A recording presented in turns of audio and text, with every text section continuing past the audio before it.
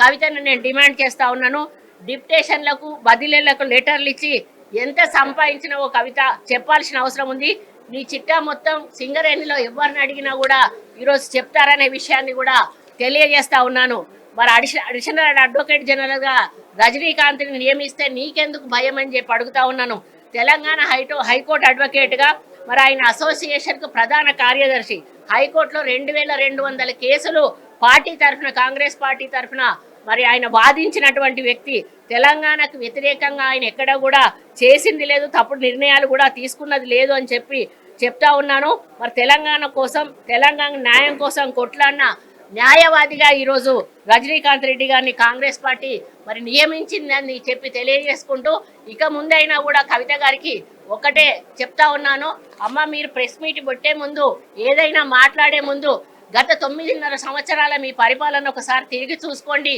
ఏ విషయం మీదనైతే మీరు మాట్లాడుతూ ఉన్నారో ఆ విషయంలో మీ ప్రభుత్వం ఉన్నప్పుడు ఏం చేసింది అని ఒక్కసారి వెనక్కి చూసుకున్న తర్వాత మాట్లాడితే బాగుంటుంది.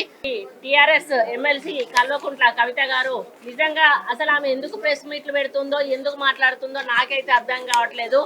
ఆమె మాట్లాడిన ప్రతి మాట కూడా దయ్యాలు వేదాలు వల్లించినట్టుగా ఉంటా ఉన్నాయి.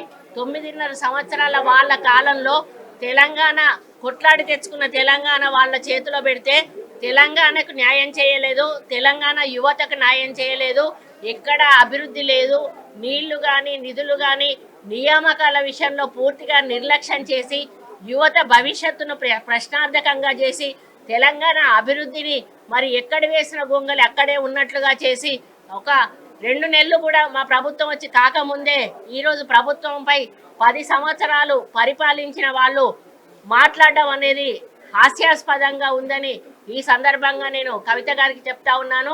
అమ్మ, ఇవన్నీ కూడా ప్రశ్నించే హక్కు అర్హత మీకు లేనే లేదు. ఎందుకంటే ఆంధ్ర వాళ్ళని అందలం ఎక్కించిందే మీరు. ప్రాజెక్టుల టెండర్లు అవి కూడా మీరు ఆంధ్ర వాళ్ళకి ఇచ్చుకున్నారు. ఆంధ్ర వాళ్ళని పెంచి పోషించిందే కేసీఆర్ కుటుంబము, టీఆర్ఎస్ ప్రభుత్వం అని చెప్పి ఈ సందర్భంగా నేను చెప్తా ఉన్నాను.